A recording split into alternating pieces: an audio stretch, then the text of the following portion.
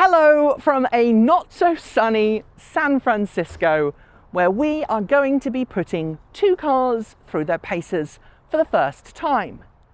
On this side, we've got the Mustang Mach E GT, and on this side, we've got the Mustang Mach E GT Performance. They are together the most sporty Ford Mustang Mach E variants you can buy. And as I'm sure many of you will know, the Ford Mustang Mach E has been on sale now for more than a year around the world. There's more than 50,000 examples in private hands already on the road. And in fact, Mach E GT and Mach E GT Performance are already being delivered to customers. But we've been invited to the San Francisco Bay Area by Ford to spend a day with both vehicles. Today, I'm going to be driving both the GT and the GT Performance on the road, get to try out Bluecruise for the very first time, and then tomorrow, hopefully, we'll do a little bit of autocrossing. As is quickly becoming the norm on this channel, there's going to be two versions of this video.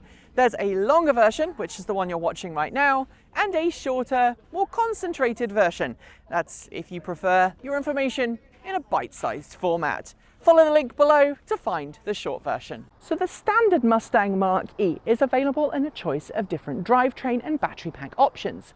You have the rear-wheel drive, you have the all-wheel drive, you have the standard battery pack, and then you have the extended range battery pack. But both the GT and the GT Performance are available as all-wheel drive cars. Now, unlike the standard all-wheel drive Mach E, the GT version has a more powerful front motor. It combined produces 480 horses at the wheels, which is exactly the same as the Mustang Mach E GT Performance puts out. The difference, the Mustang Mach E GT Performance has more torque. This means that instead of the 3.8 second sprint time of the Mustang Mach E GT, the sprint time on this bad boy is 3.5 seconds. From a distance, you're really not going to notice all that much difference between the Ford Mustang Mach E GT, the run-of-the-mill Ford Mustang Mach E, and the Ford Mustang Mach E GT Performance. You'll notice this grabber blue, which was available for a very short period of time with the launch edition regular Mustang Mach E, but I've been told not too many of them were actually sold with this colour in the US, so it's kind of a rare first edition colour. But now grabber blue is only available for the Mustang Mach E GT and GT Performance. And meanwhile, we have cyber orange, which is only available on the GT and GT Performance. In terms of styling, there's not a huge amount that will set these two cars apart from a distance when you compare them to a regular Mustang Mach E. You'll notice that the colouring here is different to what you'd get on the Premium or the Select or the Route 1. This is body colour here. You've got these wonderful, unique wheels that are available for both cars. These are 20-inch wheels. This petal design, this two-tone petal design, is wearing a set of cross contacts on the GT. Meanwhile, on the GT Performance, we get to P0, which are much stickier and help put all of that torque down when you're driving. Now, as I've already mentioned, both of these cars have a beefier front motor compared to the all-wheel drive regular version of the Mustang Mach E. We've got these wonderful spoke effect alloy wheels here that are only available on the Mustang Mach E GT Performance. I find them really evocative of old school spoked wheels, but they also do a great job of showing off these gorgeous Brembo brakes. If we go around to the front of both of these cars, you'll notice that they've got unique splitter designs at the front, which is another telltale that lets you know that you're either driving a Mustang Mach E GT or Mustang Mach E GT Performance. Both cars have this gorgeous front grille area. It's slightly different to what you'd find on a regular Mustang Mach E. And then of course you've got the pony logo here, which lights up at night time on both the GT and the GT Performance. The regular Mustang Mach E does not do that.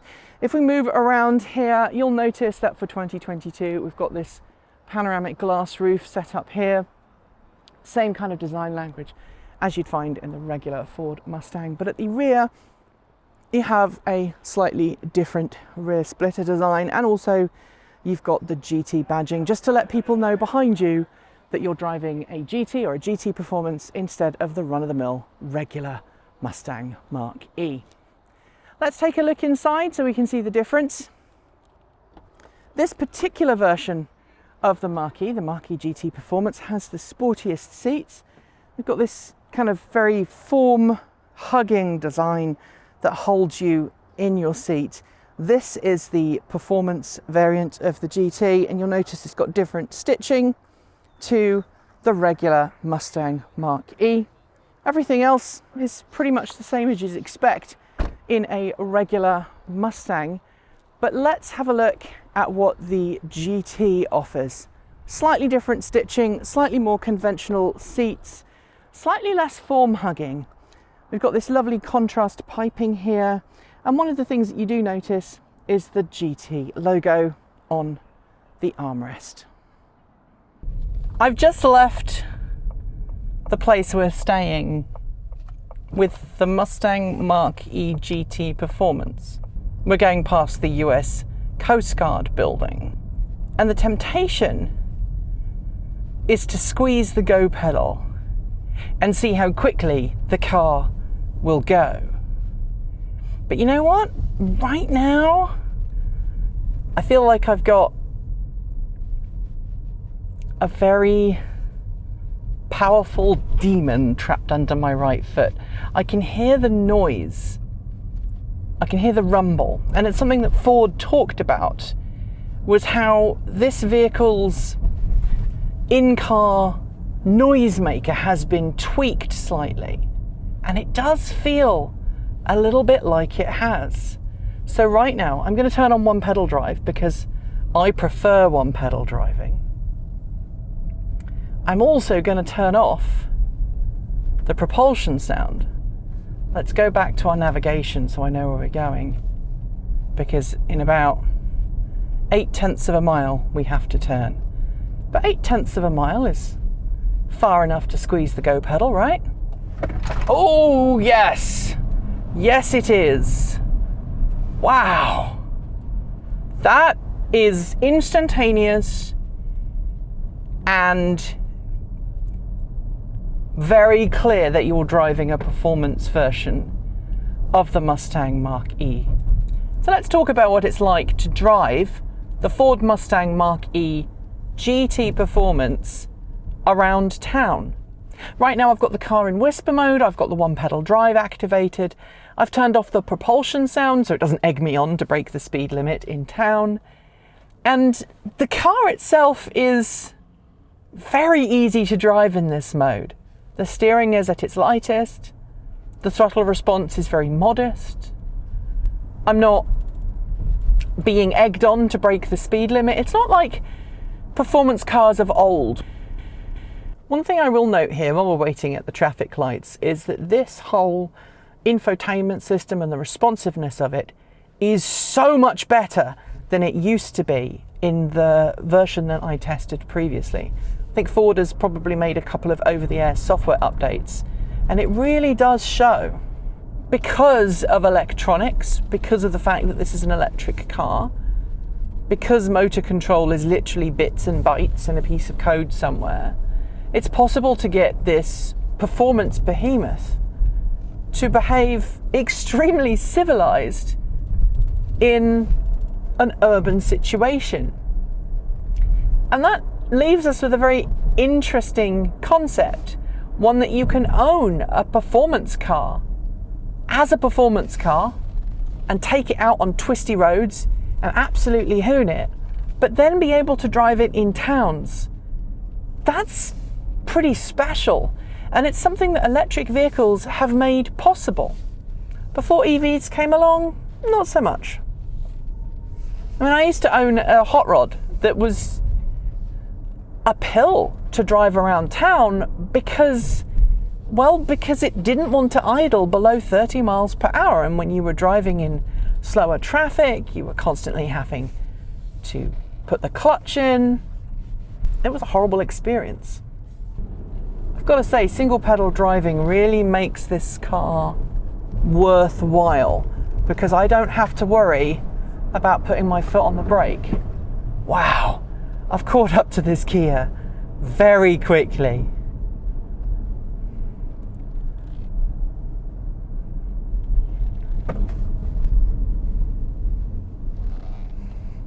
One of the criticisms of the all-wheel drive Ford Mustang Mach E was that because the rear motor was so much more powerful than the front-wheel drive motor, you got a very uneven power distribution. And although most people agree that you want to have more power at the rear than you do at the front, the GT and the GT Performance kind of even the score out a bit. They give you more front-wheel drive power. And it means that the car responds very differently when accelerating out of tight turns. Wow. I am trying to get this car to lose its grip, and it doesn't seem to be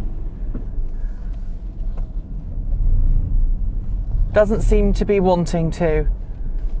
I'm going to just concentrate on driving for a bit, I think.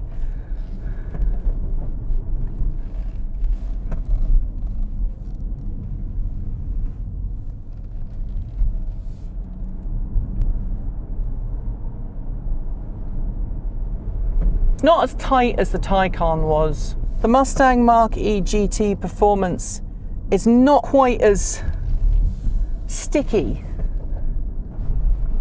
So let's talk about the ride. It feels like the Mustang Mach E GT Performance is just a little bit more twitchy.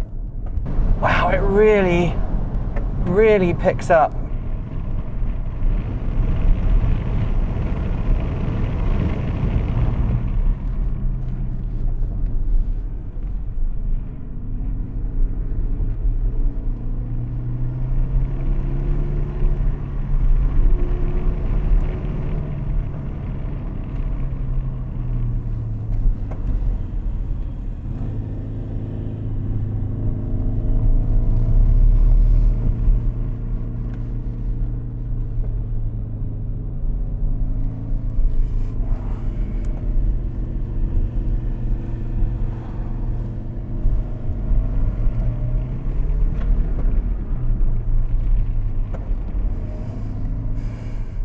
I've been driving the Mustang Mach E GT now for about 45 minutes, and I took it on some very twisty roads and drove it quite briskly, and then promptly made myself feel sick.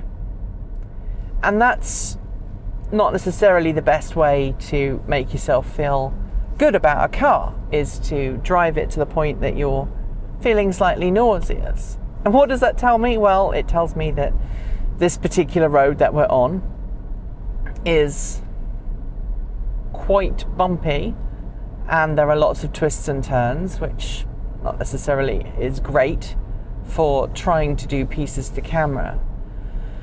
But it also shows me that this car is very capable of delivering a level of performance that most people don't need. And while there is definitely some machismo that comes from having the GT Performance with its very sticky tyres and its very fancy suspension, I think your average Mustang Mach E driver is going to be just fine owning the regular Ford Mustang Mach E. So let's talk about the suspension on the Mustang Mach E GT Performance. It's got this MagnaRide suspension, which is a really clever technology, and how it works is it has the dampers filled with a fluid that can react to electromagnetism. And by changing the electromagnetic field around the damper, you can change the characteristics of the damper fluid inside it. This makes it possible to either stiffen up the suspension or soften the suspension when needed.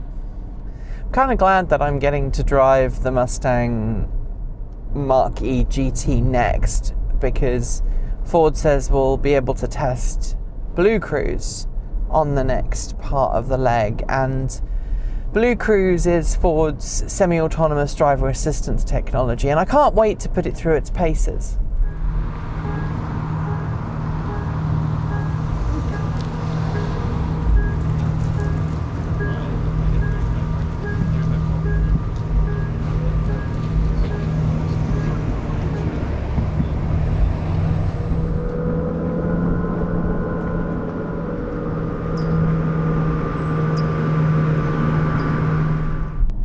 So we've just switched out, and I'm now driving the Mustang Mach E GT as opposed to the GT Performance.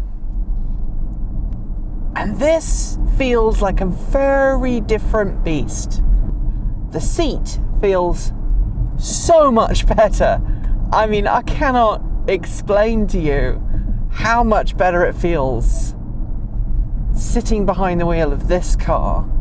Now, I'll admit, I'm also sitting a little bit higher than I was when I was driving the GT Performance.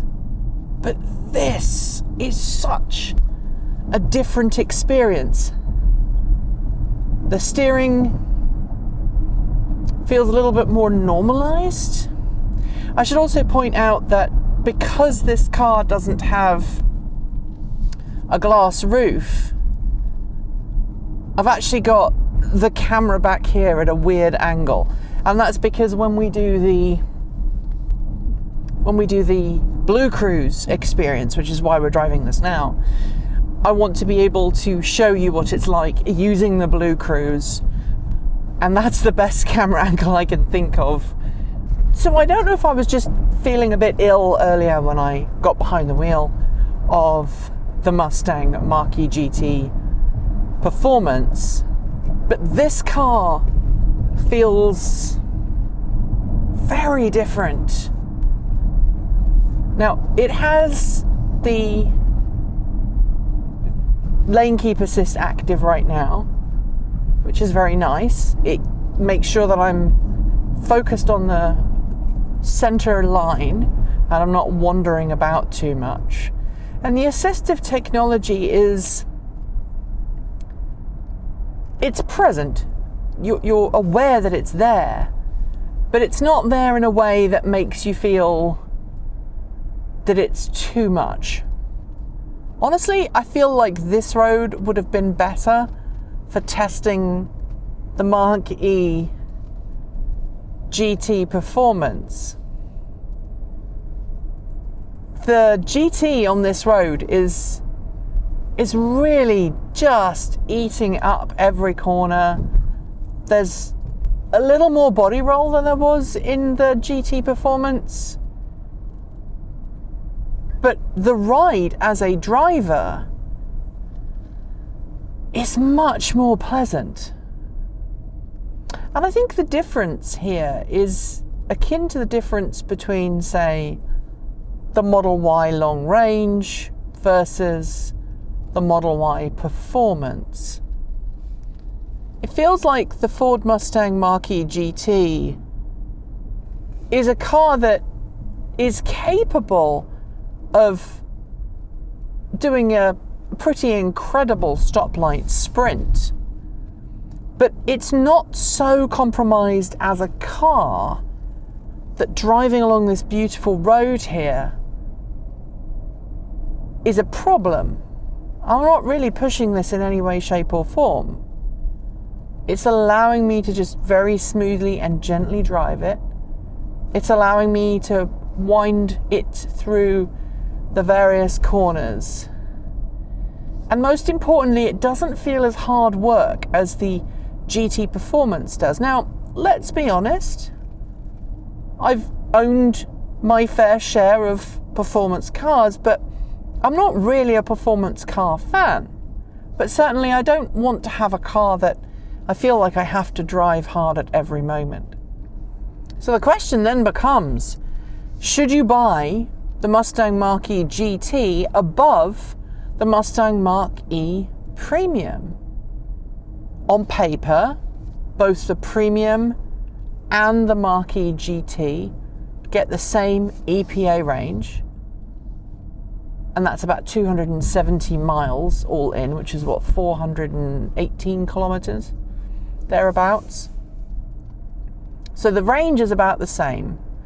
You get more front-wheel drive power compared to the standard Mustang Mach E all-wheel drive. And of course you get a sportier interior. I think if you were someone who would like to have a solid roof, obviously this is an option for you, because the Mach E all-wheel drive Premium only comes with a glass roof, whereas this comes with a solid roof, which I think a lot of people would prefer to have. I know my partner, who has a Mach E on order, would be far happier with a solid roof.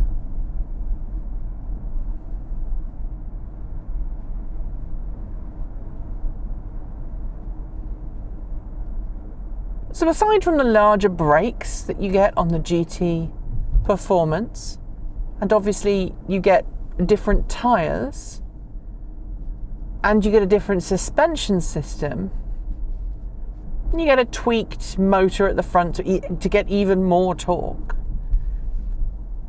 I don't see why you would necessarily go for the GT Performance over the GT unless you were someone who really, really wanted that extra oomph that comes from that little extra torque. And if a few tenths of a second are important to you, the chances are you're someone who enjoys the drag strip at the weekend. So, I mean, take from that what you will. So let's talk driver assistance technology. The Ford Mustang Mach E GT and GT Performance come with Bluecruise as standard. Bluecruise is the name that Ford has given to its semi-autonomous driver assistance tech. And that includes a whole range of different packages designed to make sure that your car stays in the lane, that you're safe, that you don't crash into anybody, and to make sure that you can have the car take over some of the burden of driving. On a divided highway, you can use Bluecruise if it's been mapped, and that's a full hands-off system. On a road like this, you can't use the Bluecruise system, but you can use Lane Keep Assist, which is what I'm using here.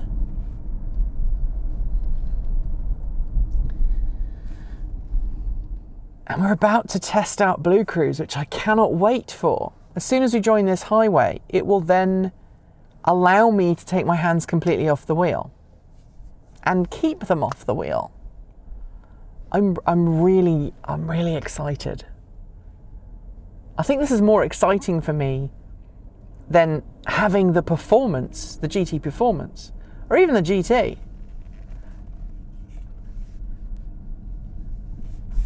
Here we go, traffic to happen. All right, let's pull out here. All right, everybody. Let's see if we can make this happen. I don't know if it's told me if I can do that yet. Here we go. Okay, Bluecruise it's just turned blue. I'm taking my hands off the wheel and the car is driving. I mean, look, my hands are up here. I could probably do the Macarena as long as I look straight ahead and I'm looking around and I'm not looking down. This is remarkable. I'm going to increase the speed limit here.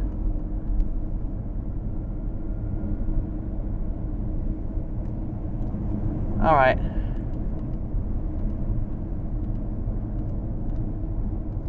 This is remarkable.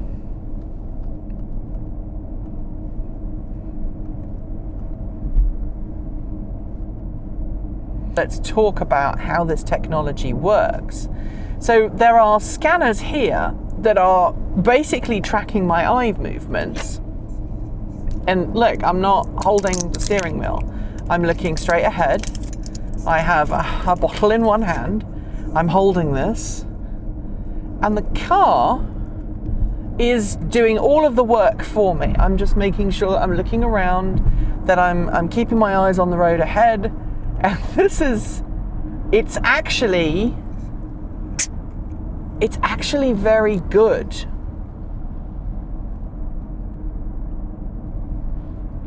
This is the weirdest thing I think I've ever done in a car. And I've done weird things in a car before. It's allowing cars to pull in front of me. And as long as I'm paying attention to the road ahead, the car's doing all the driving for me. Now, if I was to look down, if I was to turn my attention away from what was going on ahead, then we would have an issue. We would definitely have an issue. Keep your hands on the steering wheel, it's telling me now. Interesting. So it just exited a Bluecruise zone and it gave me a warning. It gave me time to put my hands back on the wheel, which is, pretty good. It wants me to go straight ahead, which I'm going to. There we go. It's just turned blue again. So hands off the wheel again.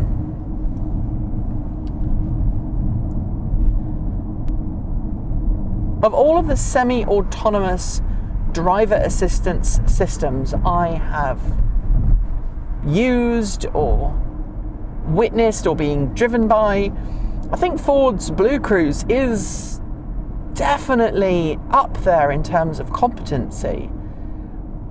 There's nothing that this system has done yet that makes me think it's not ready. There's nothing that the system has done that was unexpected.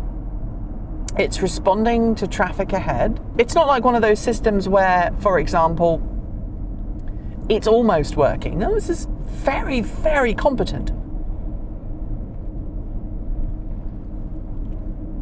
Obviously, this system works using a full suite of sensors on the vehicle, but then there are scanners hidden in the car, just here, that track your eye movement. And if you were to look down for too long, the system will disengage and go, hey, you're not paying attention to the road ahead. Right now, I am paying attention to the road ahead. Autopilot works on a huge number of roads. But this only works on divided highways, so it has to be mapped. The road has to be very, very carefully mapped by Ford, and you can't just do this on any road. This would make long distance travel so much less stressful. I'm gonna have another drink.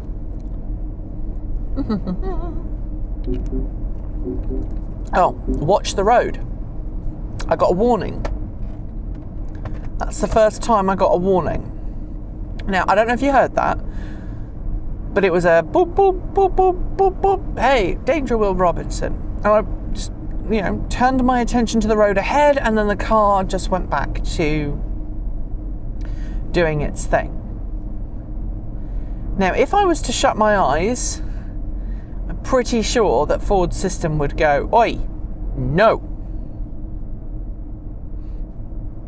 But it gives me the chance to have, normal eye movement. So I can look at the mirror, I can look at the road ahead. If I look down at this, it would detect it. And if I kept my eyes pointing at the steering wheel, it would go, hey, you're not looking at the road ahead. I've spoken to other people who've used this system, and they've said it's very careful about where it deems okay for you to look and where is not okay for you to look. Now it wants me to keep my hands on the steering wheel again, and it's telling me that, hey, we've come to the end of Bluecruise, we have to put our hands back on the wheel again. And even though that was a very short period of time, remarkably, I felt a lot less stressed because I just let the car take care of it. Maybe this is the uncanny valley. Maybe I'm at fault here. So how does Bluecruise compare to Tesla's full self-driving beta program? Well, honestly, I couldn't tell you because I've not driven a full self-driving beta car. Tesla has the upper hand in some ways because you don't need to be driving on a fully mapped road in order to make use of full self-driving beta. Basically, if a Tesla can see the road ahead, then full self-driving beta will work. Now, Ford's system doesn't work in that way. It does require the road to be mapped. But based on my extremely brief time using Bluecruise, I think this technology is pretty darned impressive. There's nothing that makes me think that this is a technology that we should be afraid of.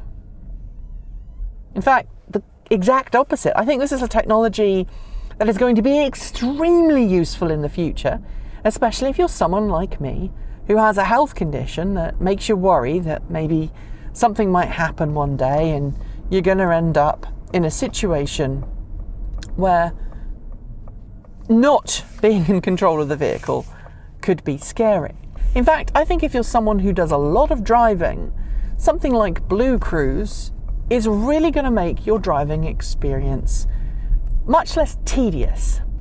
But look, Bluecruise isn't about taking away your driving license. It isn't about making every car a robot-driven vehicle. No, Bluecruise is about turning some of the monotony of everyday driving duties into something that is much more pleasant to the person behind the wheel. Much more safe, much safer for the person behind the wheel, and much less tedious. And I think at the end of the day, if that is what we're left with, then I don't have a problem with that. I'm sure that most of the journalists who have taken the Mustang Mach E GT and Mustang Mach E GT Performance out will be raving about the GT Performance and how sporty it is and how tightly it handles corners and how it's a true sporty performance model. But the thing that I can't shake is just how well refined the GT is. How much more comfortable it is compared to the GT Performance. And how, when combined with Bluecruise, you're left with a very competent, very quick, very fast electric sports car that just gets the job done. I really, really, really enjoyed myself. Yesterday, when I drove the Ford Mustang Mach E GT Performance, I didn't really enjoy it because the road that we were on was very bumpy and I didn't feel like it showed the car to its proper, full potential. But today we're going to autocross it. Let's do it.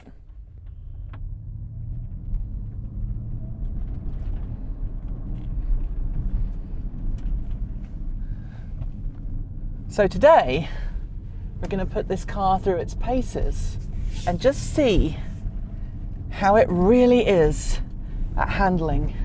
So they've put this car in unbridled extend, which gives you a chance to see how the car handles on a track-based situation. It gives you less maximum power, but it gives you more consistent lap times. And I've got to say, on the track, it's significantly better than I thought it was going to be. It's much better.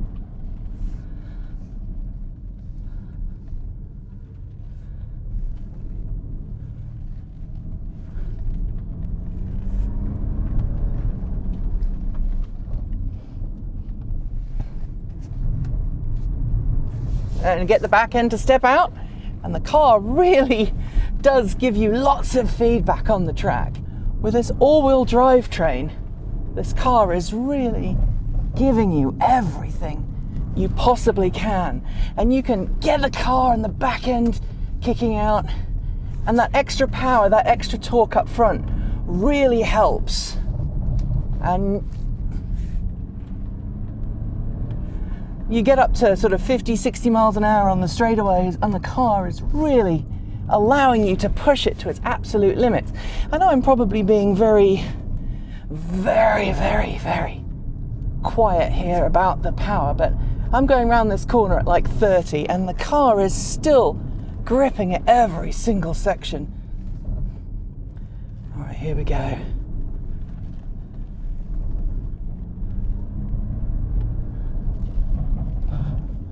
Getting it to go round, getting it to squeal as it goes through.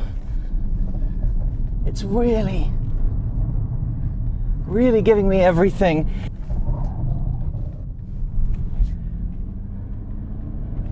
That's 60.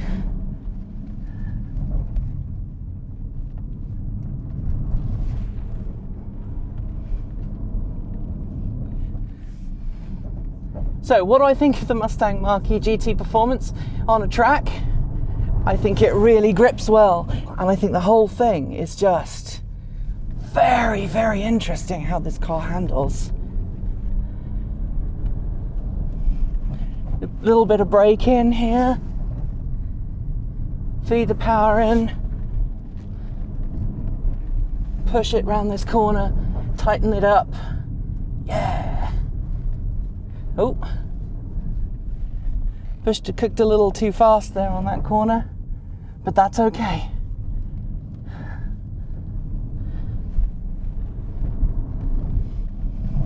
The body roll in this car is very minimal. It really is. It really is. It's very impressive. So yesterday I didn't like this car on a regular road, and it felt too stiff, it felt too unyielding, it felt too troublesome. But on a track, pushing it to its absolute limit, that feels good. It feels a much better car than what I experienced yesterday. Night and day. Night and day, and I didn't feel like I was even getting the best out of this. I really wasn't, and that was quite the experience. So there we have it, the Mustang Mach E GT and the Mustang Mach E GT performance. When I drove the performance yesterday, I didn't like it. The road was bumpy, the car felt unsettled, it made me feel queasy. It wasn't a very great experience. Today on the autocross track, which is what I've been doing today, it felt really well sorted. The car gave me tons of feedback, tons of response, and not at any point did I feel worried or concerned about what the car had to offer. So here's my verdict. If you want a Mustang Mach E and you've got an all-wheel drive premium on order, and you've got a little bit of extra cash and you'd like a little bit more power at the front wheels and maybe a slightly faster sprint time, then go for the GT. It's a great car all round. Plus it's available with a steel roof, which the all-wheel drive premium is not. It's glass roof or nothing. The Mustang Mach E GT Performance, meanwhile, well, it's a track day car. It's a car that you can drive to the shops in the normal everyday modes and then turn on the unbridled or the unbridled performance on a track, and it will give you every single thing you ask of it. It sometimes requires a little bit of careful handling. The back end has a tendency to skip out if you're not too careful, but it's a proper all-American muscle car. Before I finish though, one more thing I want to point out, and that is the change in frunk design. This is new for all Mustang Mach E's from now on.